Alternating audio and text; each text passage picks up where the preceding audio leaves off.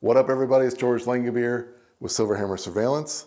This week, again, not coming to you as the security guy or the smart home dude, just George Langabeer, the dude.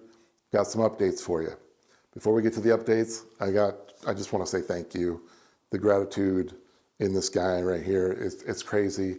I'm going to talk about that more at the end, so please stick with me till the end of this video because I got a lot to say there.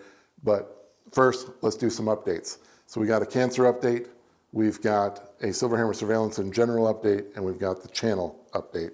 As far as the cancer goes, when I left you last, I had been diagnosed with colon cancer. And that was a scary thing. And then I had a trip planned to Miami with Teresa, Delaney, my daughter, and Garrett, the fiance. And we were going to Miami, and they said, go ahead and go. So first of all, we went to Miami. We had a great trip. It was a little surreal knowing everything that's going on with our lives and the uncertainty of it all, but I loved Miami and we had a fantastic time. Follow me on Instagram, check out the pictures. We had a great time. And then it was time to come back and fight. So as I said in my last video, our first step was a CT scan, and that CT scan basically can help determine if cancer has spread. And obviously you don't want that to happen. So I had that on Monday. Today is Wednesday, I had that on Monday. So the results of the CT scan were mostly positive. I do have a couple spots on my liver, and basically just so you know, colon cancer, because of the lymph nodes right next door, those lymph nodes can make everything spread, and it goes to your liver and your lungs first, apparently, with colon cancer. So that's what they're checking for. Well, I have a couple spots on my liver, but apparently those spots can be very normal. And we're going to get an MRI next week to determine if they are indeed normal. And if they are normal, that's great news. That means I don't have anything spreading to my liver. I was also told, thanks to that CAT scan, that my lungs, which is the other place that can spread, is fine. So that's great news. No cancer in my lungs. Fantastic. But I was also told as part of that CT scan that I have a couple lymph nodes outside the colon that are a little enlarged. They also told me that could be normal, and basically they're just pissed off because they got cancer right next to them. But the other problem with that is it could be the beginning of cancer in my lymph nodes, and that could be another problem. We'll talk about that in a second. But that's kind of the one unknown is the lymph nodes. And so we'll see what happens. Hopefully that liver spots are just normal and that's not even a consideration. All right, so that brings us to today, which is Wednesday. I just got back from a surgery consult where basically I talked to the doctor that's going to take care of me from here on out, and we kind of talked about the plan. So we talked about those lymph nodes that were a little enlarged, and he said those can be completely normal and just a reaction to the cancer and maybe no big deal, but we're going to look at that. We're also talking about those liver spots. So get that MRI next week, determine those are normal. And if those are normal, basically what happens is I'm going to get surgery to have part of my colon removed, and then they staple it together. They take out the colon and then some tissue around it to make sure that's not cancerous, and then they sew you back together and you recover.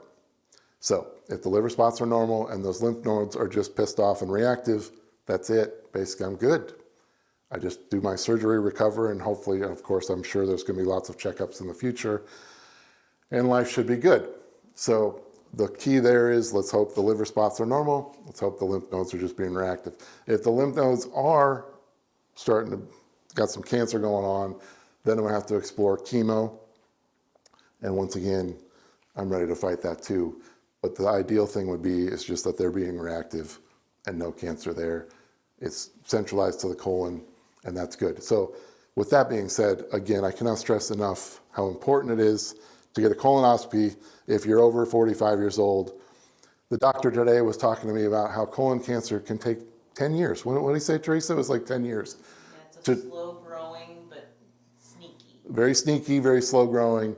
And it's very dangerous because of that. So you can go years and years and years with that thing spreading without you even knowing it. And so luckily I was just in tune because of a prior condition I had, the pilonidal cyst, back in high school, which I talked about in my last video. So I had really started to check that area my whole adult life basically, and noticed these changes, which was blood and then a change in some bathroom habits. And I knew something was wrong. And thank goodness I went in when I did. I should have started with 45 like I was supposed to, but thank God I went in at 48 because I got this. If I would have let it develop a couple more years, maybe it would have got into my liver and my lungs, and then this would be a whole different video. So please, male, female, doesn't matter.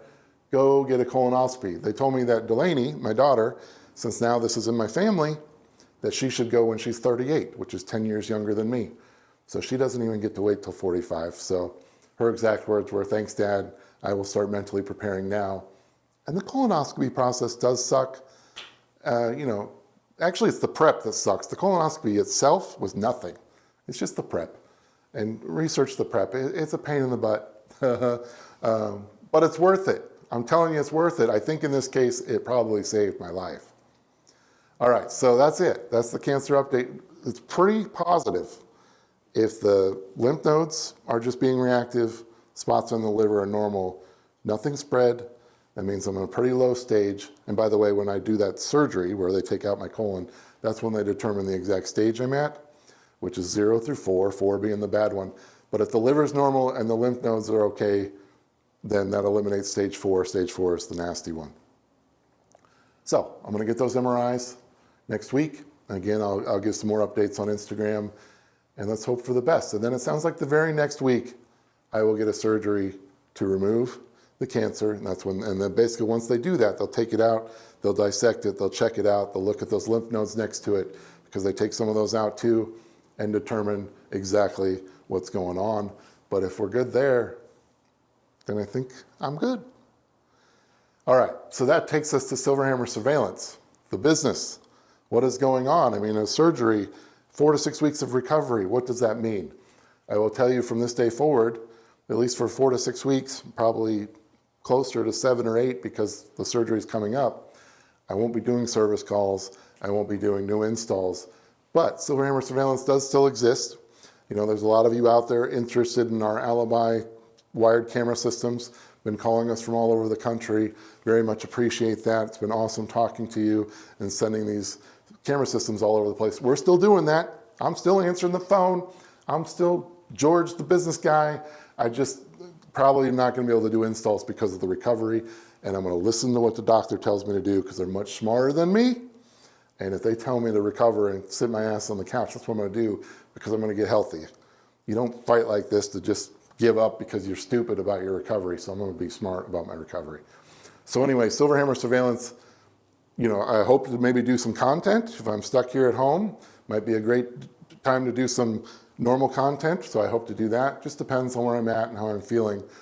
But so let's hope that happens. But SilverHammer surveillance, you can still call me. I can still send you systems across the country, whatever it may be. I'm just probably not going to be physically doing the installs myself for the foreseeable future, at least for the next few weeks, because I can't wait to get back to it, because I will get back to it. Trust me. All right, so that's SilverHammer surveillance, the business. Basically, the physical part of me is out for a little bit, but I'm still here to answer the phone, still here to protect you, still here to answer questions, still here to answer YouTube comments, so on and so forth. Just the physical part's out for a few weeks. All right, so that takes us to the channel itself. I wanted to make this video because I want to keep you updated. And we're going to get to in a second why, because there are so many people asking me and caring about me, and we're going to get to that in a second. But I just want to give you an update that I am still going to take a few weeks off just to get this thing nailed. I'm going to get that MRI. I'm going to get that surgery. We'll see how the recovery starts to go on whether or not and that'll determine when I come back. But I'm coming back. I have some nice smart home security, protect the world content coming your way soon. I promise you that. I am not going anywhere permanently, just maybe for a few weeks, but I had to come to you with this update. So that's the future of the channel. It's still bright and vibrant and all that good stuff. Might just be out for a couple weeks as far as content goes. All right, last but not least, and I'm telling you not least at all, it's the gratitude, and this is where it's going to get hard to talk because I can't even tell you how appreciative I am of the love and support that I've received from my friends and family and YouTube people around the world. I've been saying this and I mean it. I feel like I have a worldwide army behind me. So how can a dude lose? I think about people out there that go through a cancer fight much worse than mine. They have no one. They're alone. They have no family and friends. Can you imagine that? I can't, because I have barely had a negative thought in my brain since I received this diagnosis, and it's because of everybody out there. Family, friends, YouTube people. You know, you were just subscribers before, but now, I mean, you're pretty much lifelong friends.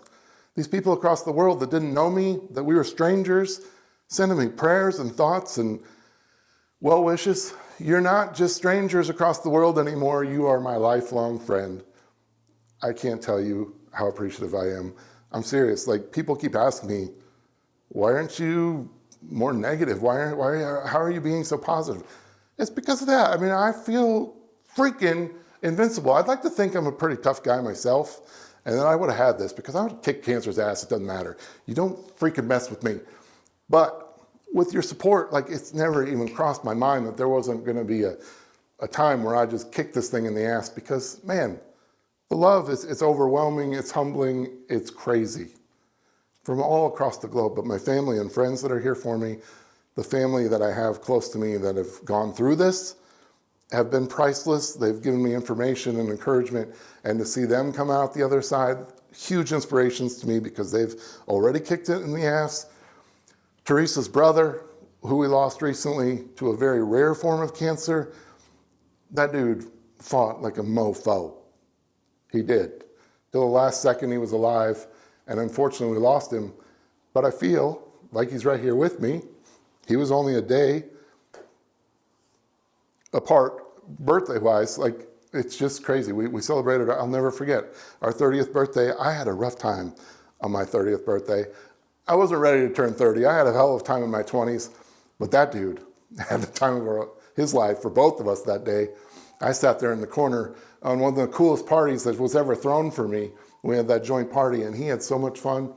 But I just think of that guy, I mean, so close in age, and we lost him. And then right after we lose him, I find out I have it. I'm going to fight for both of us. There's no option. It's just done. I don't care. Chemo, whatever happens with the lymph nodes. Cancer is my bitch. And that's just all there is to it. So I don't care if that's politically incorrect. I'm going to beat it. So again, there are no words to thank everybody out there. It's crazy.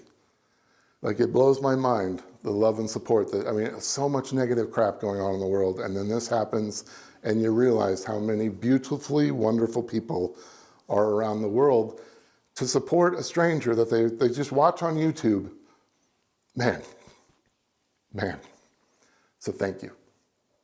So those are my updates.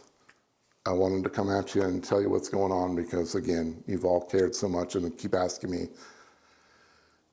So thank you. And that's it. So I'm going to be back soon. I'll try to update you. Probably more updates on like Facebook and Instagram if you follow me on either of those places, just because I don't know how many more times I'm going to come out like this. Plus, I just want to get to the positive, normal content that you originally subscribed to me for.